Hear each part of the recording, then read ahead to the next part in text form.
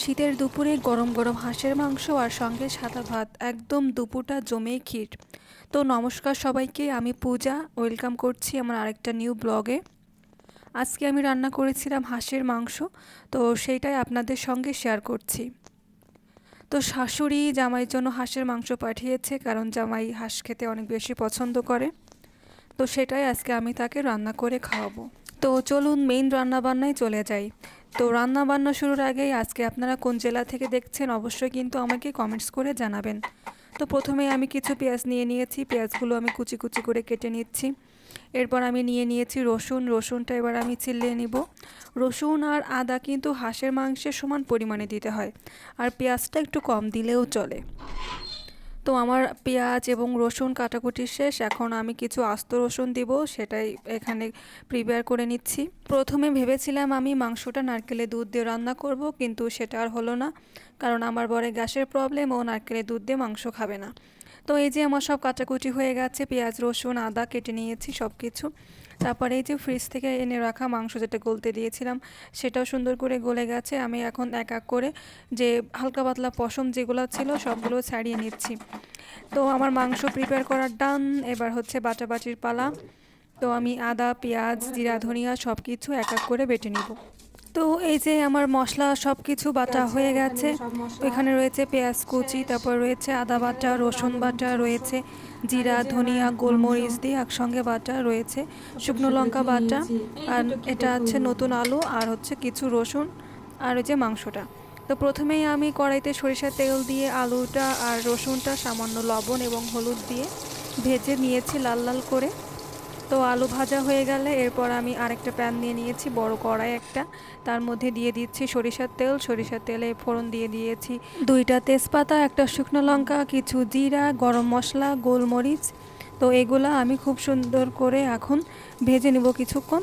তারপর এর মধ্যে আমি দিয়ে দিচ্ছি পেঁয়াজটাও আমি একটু লাল লাল করে ভেজে নিব। তো পেঁয়াজ ভাজা হয়ে গেলে আমি এখন এর মধ্যে দিয়ে দিচ্ছি রসুন বাটা। তো পেঁয়াজ এবং রসুনের কাঁচা গন্ধটা যাওয়া পর্যন্ত আমি এটা কষতে থাকবো।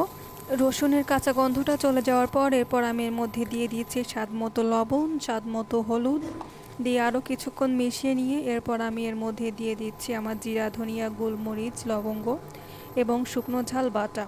তো এবার সব কিছু আমি আরও কিছুক্ষণ কষিয়ে নিব। এই শীতে হাঁসের মাংস খেতে কিন্তু খুবই দারুণ লাগে। আপনাদের কার কার হাঁসের মাংস পছন্দ অবশ্যই কিন্তু আমাকে কমেন্টস করে জানাবেন। তো সবশেষে আমি এখানে দিয়ে দিচ্ছি আদা বাটাটা দিয়ে আমি আরও কিছুক্ষণ কষিয়ে নিব, এবং লাস্টলি যখন তেল উপর থেকে ভেসে উঠবে তখন আমি এর মধ্যে 1 কেজি পরিমাণ আমার হাঁসের মাংসটা দিয়ে দিচ্ছি।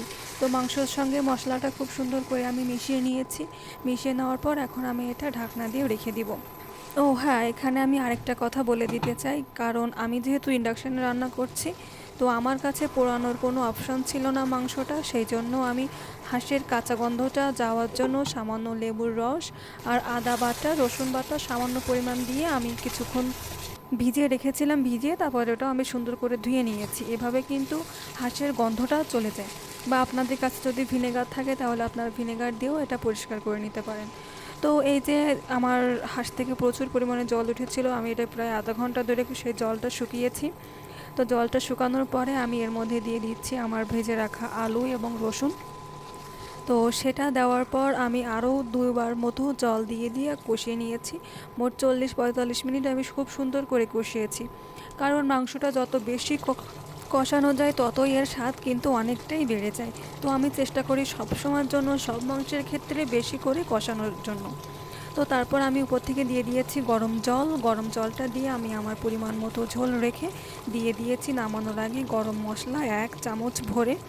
তারপর আমি আমার মাংসটা নামিয়ে নিয়েছি। এখন আমি আমার হাজব্যান্ডকে সার্ভ করব, দেখি সে কেমন রিভিউ দেয়। তো সে খেয়ে খুবই ভালো রিভিউ দিয়েছে, বলেছে খুবই সুন্দর হয়েছে মাংসটা। তো এবার আমি সার্থক। তো আজকের ভিডিওটা এই পর্যন্তই। যদি আপনাদের ভালো লেগে থাকে অবশ্যই একটি লাইক দিবেন।